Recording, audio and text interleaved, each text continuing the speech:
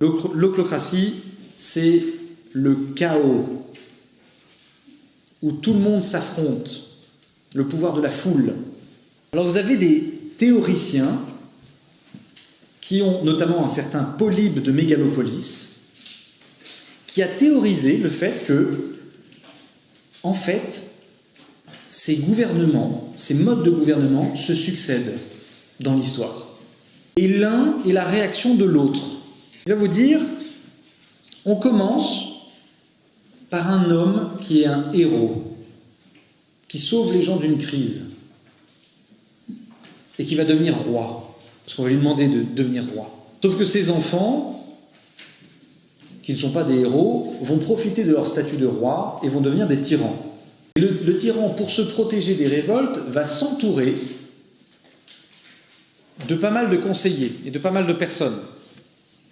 Ces personnes, au début, sont choisies sur leur mérite, parce que ce sont les meilleures. Donc on va avoir une tyrannie aristocratique. Puis petit à petit, ils vont être choisis pour plaire aux tyrans. Et donc on va rentrer en oligarchie. Un petit nombre qui va gouverner sur la multitude. La multitude, ça ne plaît pas aux gens. Et puis on va se constituer en république.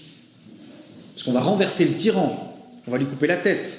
On va couper la tête de ses conseillers et on va établir un suffrage universel pour tout le monde. Sauf que petit à petit, cette république va être de plus en plus absurde et légaliste. Et on va virer en démocratie, où chaque individu va essayer d'utiliser la multitude pour pouvoir arriver à ses fins.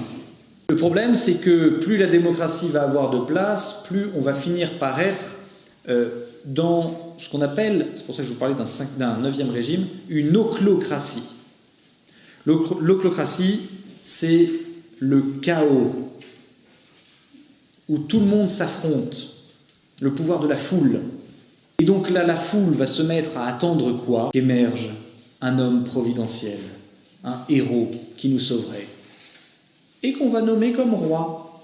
Ce roi va faire du bien, puis son enfant va devenir un tyran. Il va s'entourer de conseillers aristocratiques qui vont devenir une oligarchie. L'oligarchie devenant insupportable, on va faire une république, qui va virer en démocratie, ça va donner une ochlocratie, puis une monarchie, puis une tyrannie, et ainsi de suite, et ainsi de suite, et ainsi de suite. Et vous prenez tous les changements un peu historiques, vous avez ce truc qui se reproduit.